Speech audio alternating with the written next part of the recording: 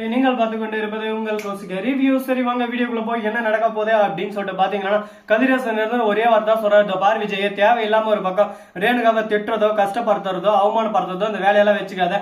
மல்லிகா யாரோ ஒருத்தி அவன் முன்னாடி அவனோட பொண்ணை நீ அசிங்கப்படுத்தும் போது அது எனக்கு எந்த அளவுக்கு கஷ்டமா இருக்கு தெரியுமா, என்ன எந்த அளவுக்கு ஹர்ட் பண்றது தெரியுமா. அது மட்டும் இல்லாம தான் பெத்த பொண்ணுக்கு அவ சூடு வச்சிருக்கானா அந்த இடத்துல அந்த வெண்பா எந்த அளவுக்கு ஒரு பக்கம் கேவலமான வேலை செஞ்சிருப்பா. ஒரு திருட்டு பழக்கம், தேவையில்லாம அடுத்தவங்க போனை எடுத்து அதுல இருந்து சீக்ரெட்ஸை எடுக்கிறது மட்டும் இல்லாம மத்தவங்களுக்கு அனுப்புறது. இந்த மாதிரி கேவலமான பழக்கம் இந்த வயசுல இருந்தே வந்தா இதுக்கப்புறம் நம்ம எப்படி அதை தட்டி கேட்க முடியும் சொல்லு பார்க்கலாம். அதனால எந்த விஷயத்தை எப்ப செய்யணுமோ எப்படி செய்யணுமோ அந்த விஷயத்த அப்படி செஞ்சா கரெக்டா இருக்கும். வெண்பா செஞ்சது தப்பு, அதனால தட்டி கேட்டா இதுல என்ன தப்பு இருக்கு அப்படின்னு சொல்லிட்டு கதிரேசன் கேட்கிறாரு. பச்சை குழந்தைக்கு சூடு வச்சது தப்பு இல்லையா, என்ன தேவையில்லாம பேசினிருக்கேன் கதிரேசா, சொட்டையா அவனுக்கு அவ்வளவுதான் மரியாதை பாத்துக்கோ, நானும் பாத்துக்கிட்டு போயிட்டே இருக்கேன், உன் இஷ்டத்துக்கு பேசிட்டு போயிட்டே இருக்கேன் அப்படின்னு சொல்லிட்டு கோவப்பட ஆரம்பிச்சாங்க. இப்ப என்ன பண்றது ஏது பண்றதுன்னு சொல்லிட்டு தெரியாம ஒரு பக்கம் கதிரேசா கடுப்புல வெறுப்புல ரேணுகா வாமா போலாம் நம்ம வீட்டுக்கு, இவங்க எடுக்கிறான் அப்படின்னு சொல்லிட்டு அங்க இருந்து கிளம்பிடுறாங்க. வெண்பா நீ பண்ணது தப்பு தான், அந்த தப்புக்கு தண்டனை தான் நான் கொடுத்தேன், இனிமே அந்த தப்பு நீ வேற இடத்துல செய்யக்கூடாதுன்னு சொல்லிட்டு இங்க சரி ஓகே வேற எங்கன்னா செஞ்சு அவன் ஜெயில போட்டு என்ன பண்ணிருப்பா அப்படி இப்படின்னு சொல்லிட்டு கேட்க, பெத்த அம்மா போன இடத்துல ஒரு குத்தமாடா, அதுக்கு இவ்வளவு பேச்சாடா அப்படின்ற மாதிரி தான் ஒரு பக்கம் நம்ம மைண்ட் வைஸ் இருக்கு. சரி ஓகே அவ பண்ணதை நம்ம இனிமே காதுல வாங்கிக்க கூடாதுங்க, அடுத்தடுத்து நாம என்ன பண்ணுமோ அதை பத்தி தான் நம்ம யோசிச்சோம். அதை பத்தி நம்ம யோசிச்சு நம்ம மைண்ட் ஒரு பக்கம் நம்ம டிஸ்டர்ப் பண்ணிக்கூடாது. நம்ம இதுக்கு மேல என்னென்ன பண்ணலாம் ஏது பண்ணலாம் நம்மள நம்ம டெவலப் பண்ணிடணும். சரி இந்த மாதிரி எல்லாம் ஒரு பக்கம் போயிட்டு வந்தாலும் அதே சமயத்துல மறுபக்கம் என்ன நடக்குது அப்படின்னு சொல்லிட்டு பாத்தீங்கன்னா, நம்ம மல்லி இருக்காங்களா அவங்க புதுசா தினசா ஒரு விஷயத்த செய்யறாங்க. அப்படி என்ன விஷயம் செஞ்சாங்க அப்படின்னு சொல்லிட்டு பாத்தீங்கன்னா, அதுக்கு முன்னாடி உங்களுக்கு இன்னொரு கியூட்டான ஒரு விஷயம் சொல்ல போறாங்க. என்னடா கியூட்டான விஷயம் அப்படின்னு சொல்லிட்டு பாத்தீங்கன்னா, மல்லி இருந்து வெண்பாவை அழகா கூட்டிட்டு போயிட்டு அப்படியே அந்த மயில் இருக்குதுல அதை எடுத்து அப்படியே சும்மா தொட்டு காலுக்கு வைக்கிறாங்க. அந்த சமயத்துல அந்த வலி எல்லாமே ஒரு பக்கம் பறந்து போயிருது. வெண்பாவுக்கு ரொம்பவே சந்தோஷப்படுறாங்க. இந்த மாதிரி ஒரு அம்மா, இந்த மாதிரி ஒரு தாய் எனக்கு வேணும் தானே நான் ஆசைப்பட்டேன் அப்படின்ற மாதிரி ஒரு பக்கம் பேசிட்டு இருக்காங்க. நிறைய டிஸ்டர்பன்ஸ் எல்லாம் ஒரு பக்கம் நம்மளவே ஒரு பக்கம் நோக்கு அப்படியே சும்மா நோக்கு வறுமையை வச்சு அப்படியே நம்மள மயக்க பார்ப்பாங்க. ஆனா அதெல்லாம் நம்ம கண்டுக்கவே கூடாது. அப்படியே சும்மா சடானா போயிட்டு குட்டு போயிட்டு இந்த மாதிரி பண்ணிட்டு வந்துட்டே இருங்க. வாழ்க்கையில நம்ம ஜெயிக்கணும்னா அதுக்காக நம்ம எந்த அளவுக்கு எஃபெக்ட் போட முடியுமோ அந்த அளவுக்கு எஃபெக்ட் போட்டு நம்ம வாழ்க்கையில ஜெயிக்கிறதுக்கு வழியை பார்க்கணும். அதை விட்டு தேவையில்லாம போக கூடாது. அது போலதான் நம்ம மல்லி பண்ற ஒவ்வொரு விஷயமும் அட்ராக்டா ஒரு பக்கம் இருக்குங்க.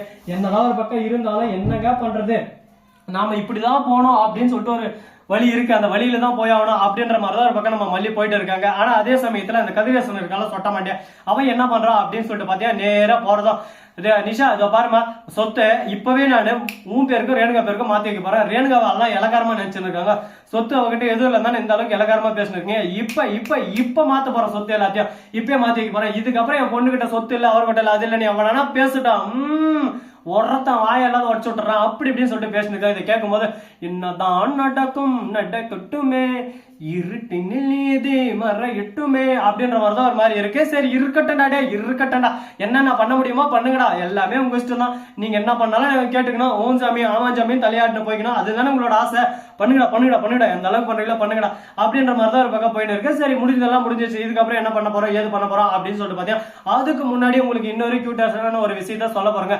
அப்படி என்னடா விஷயம் சொல்ல போறேன் அப்படின்னு சொல்லிட்டு பாத்தீங்கன்னா, கரெக்டா நம்ம வெண்பா குட்டி இருக்காங்க அவங்க என்ன பண்ணாங்க அப்படின்னு சொல்லிட்டு பாத்தீங்கன்னா, விஜய் கிட்ட வந்து ஒரே வார்த்தை, நாளைக்கு ஸ்கூல்ல மீட்டிங் இருக்கு, அதுக்கு ரேணுகம்மா ஆல்ரெடி வரேன்னு சொல்லிட்டாங்க, ஆனா ரேணுகம்மா வரது எனக்கு சுத்தமா பிடிக்கல, நீங்க தான் டாடா வரணும், நீங்களும் மல்லியம்மா தான் வரணும் அப்படின்னு சொல்லிட்டு அடிச்சு சொல்லிருக்காங்க.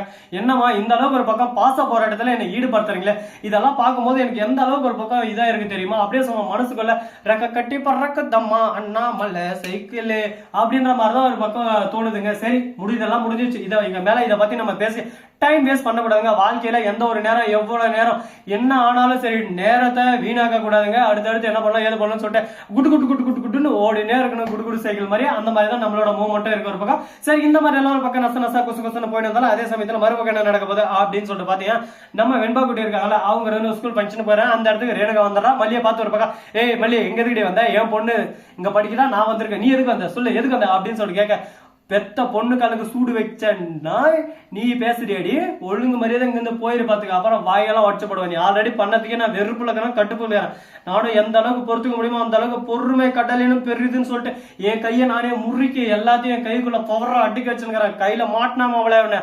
சப்பன்னு அடிச்சு போடுவா அப்படின்னு சொல்லிட்டு சொல்றாங்க. என்னமா இதே என்ன வாயில வருதோ சொல்லுமா, உன் வாயும் உருட்டு அப்படின்ற மாதிரிதான் ஒரு பக்கம் இருக்கு. என்னங்க பண்றது எல்லாத்தையும் ஒரு பக்கம் கேட்டுதான் ஆகணும். சரி இந்த மாதிரி தான் ஒரு பக்கம் போயின்னு இருக்கு.